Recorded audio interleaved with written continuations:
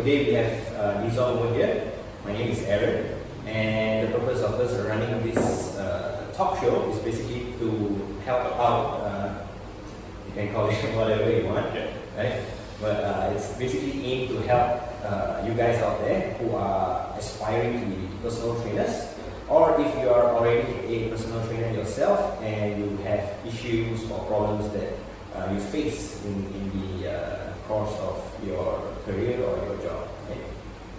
So what I have here with me is a few questions that we have collected from trainers all over Penang, and these are some of the challenges and problems that they are facing as a trainer or as a person or an individual who wants to become a trainer. Okay, so maybe you can start off with one of the questions that we have. Sure. Okay. First of all, I just want to say I think this is such a good thing to do, because I'm sure there's so many people out there who are in need of solutions. You have the interest, you have the passion, you like exercising in a way, but you don't know where to start. What is the first step? Okay. And on that note, let's see the first question we have from our viewers at home. Okay, so one of the questions that you have, which I think is very interesting, is how many certifications should a fitness professional have?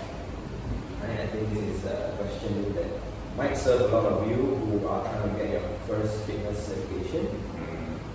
So, thoughts, Nizom? This one is really a matter of opinion. To be honest, I think you only need one. What matters more, I think, is your experience and practice. Because, to be perfectly frank, I have seen people with certifications who can't really do much.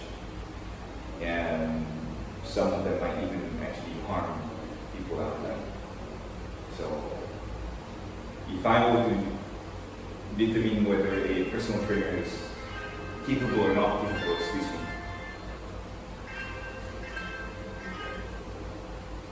then I would say I would not be looking at the certs only, but I would be looking at the work itself and how does this person go about training and client.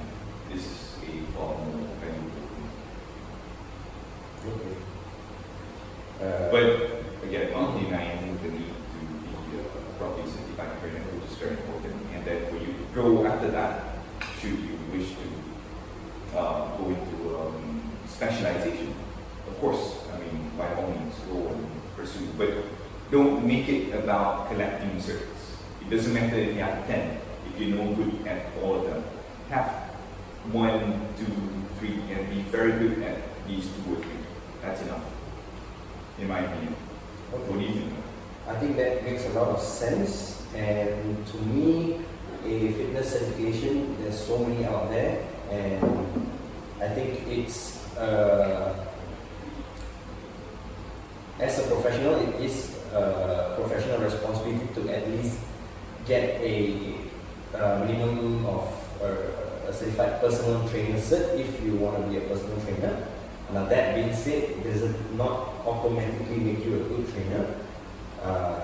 What it does is it gives you trust when it comes to working with an actual client, and I think we owe it to clients to actually demonstrate that we have the commitment and we have the actual professional capability to be a trainer.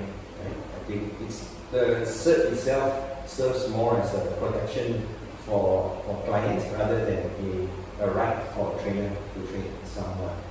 Right? And just like you put it earlier, I think the more important aspect of being a trainer is not how many certs you have, but actually how many people that you are able to help with your skills. Right? So I think that's what I'll say about this question of how many certs that you should be getting. It doesn't really matter about the number of certs. What matters more is how many people can you help. Exactly. Exactly. Let's not make this into a business of collecting certs. Okay, so let's jump into the next question. Let's jump. Okay, let's see. So we've got 16 questions over here. The next one that really catches my eye is okay, how to handle clients with different levels of experience. So I think what this viewer is asking is if I assume he already has a few clients and he has different kind of level of experiences with his clients. So how does he handle clients with different level of experience? First of all, I think clients are all individuals, and being individuals, they already have different levels of ability. You can't really expect all of your clients to be, on the same playing field. It's never level. One person is capable at this, another one is capable at that, but not this, and so on and so forth. So I think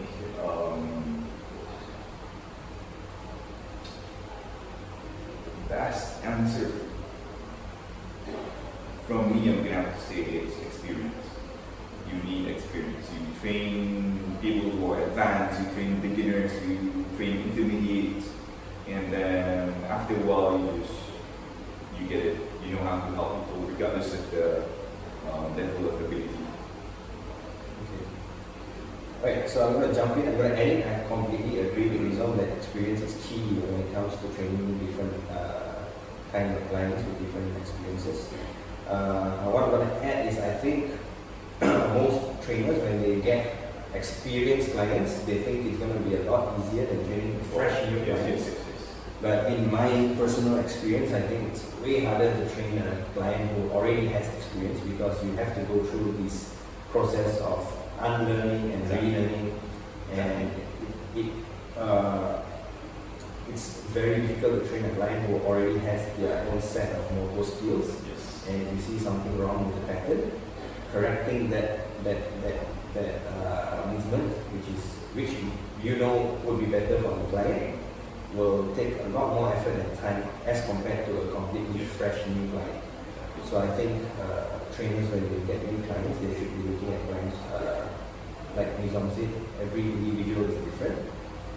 But keep in mind that in my personal opinion, I think getting a fresh new client with no experience is way easier to train than someone who already has their own sets of experiences with the weights. That's a brilliant point. I do have experience in similar. The unlearning process is always far more difficult than the learning process. I would say double the work. Okay. So let's jump into the next question. Let's see.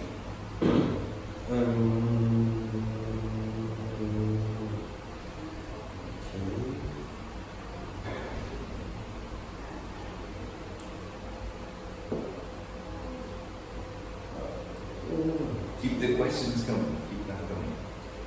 Okay, this is I think another great question, Okay. which is if a fitness instructor or a fitness professional, for example, has another skill such as physiotherapy, can it enhance their skills on their work? I would say yes. Especially if your qualification or expertise is in line with fitness and health. Sure, why not? That would be a huge advantage to have. I think this is also a pretty straightforward question.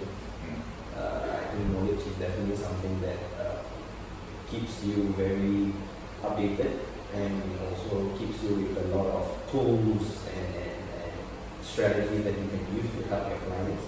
There you go. So definitely the more you have, you can never go wrong with more knowledge. So it's a pretty straightforward question. One more tool to add in your life.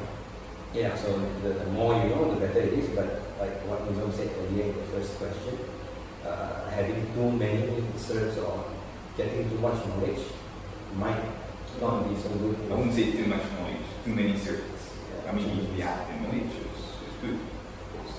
But when it becomes about having this cert, that, Mm-hmm. you'll become like a jack of all trades. master it. Exactly. What's the point of doing that? Yeah, I think the key to be a great trainer is eventually you need to understand yourself and what you're good at. So I think that is how we turn specialization to the conversation earlier. Okay. Alright, so see what time it is. I think we can do one or two more questions. Sure. Let's do that. Let's not disappoint them. Okay, so this one is a great one. I think this is something that we're gonna do post about it later. Okay. Top 3 misconceptions of being a personal trainer. Misconceptions. Okay. So I guess this is for you out there who you want to be a trainer and you think training is about this and that. So that's a great point. Okay. I think number one, I'm going to put this out there because I've heard this so many times. I've heard people who are interested in becoming personal trainers saying, "Oh, I'm not big enough. I'm going to go and work out and become big first, and then I can train other people."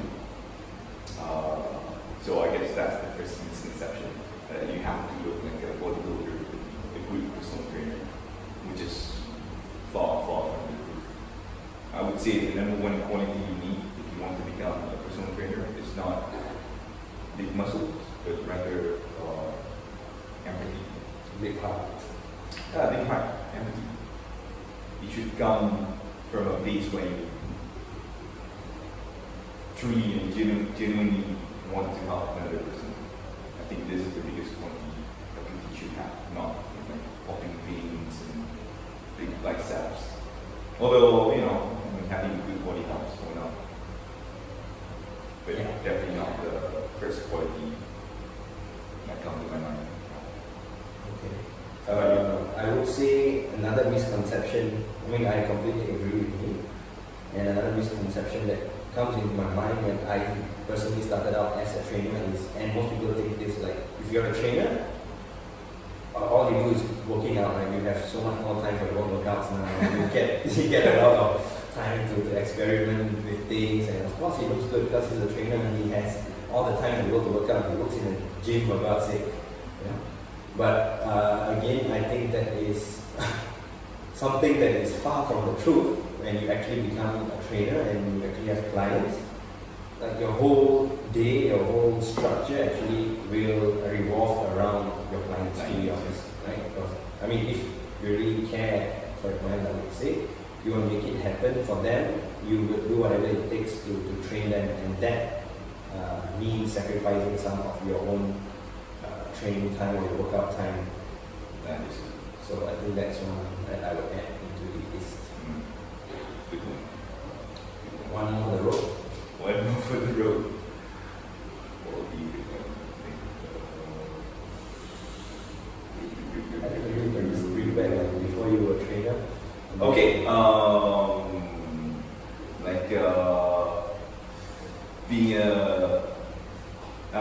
there's this thing out there called boot camp, and if you are a boot camp instructor, then sure, you're doing boot camp style, like military drill sergeant style. Down, 100 more, go, like that, right? So some people think that, if I want to become a personal trainer, I need to have this quality to be able to say, down, 100, more, 50 more, go. Doesn't work that way at all, I would say. So, again, far from the truth. You're not supposed to, simply push people to this, do that. You're supposed to take it one step at a time, according to their level of ability. You take them on this wholesome journey of personal growth. And this personal growth, you cannot rush. Again, it's personal. If someone is able to rush it, likes being rushed, why not rush this person? But most of the time, I have to say, it's done gradually. And it requires a lot of understanding, a lot of human connection, and lots of motivation. I think I have to agree with you, because I think another aspect or another thing to blame on is definitely the media. I think shows or reality shows like The Biggest Loser and shows of that sort has given a false impression of what it is already like to be a trainer. And a real trainer, like Nizom said, you have to look at it from a holistic point of view. Like you're not only there to make them do push-ups and exercises, you are also there when they need support, when they need motivation, when things are down, like things are bad with work or their personal life, and how you're going to tackle that. And all that, if you're just going to yell and shout at that person, it's going to make everything worse. And it's a lose-lose situation for the client and also for the trainer. Right? So I think, so there you go, guys. Hope these answers will help you understand more of what it's like to be an actual personal trainer. And these are, again, just our opinions, right? If you guys have any opinions of your own or any experienced trainers out there who have your own thoughts, please share them with us. We would like to know. Share them. We want to hear from you. Exactly. And if you guys are looking to be trainers, or if you are a trainer and you have issues that you are struggling with your clients or with yourself, please shoot us with more questions. We would love to answer all your questions. And I think that's it for today. So until next time, see you guys. See ya.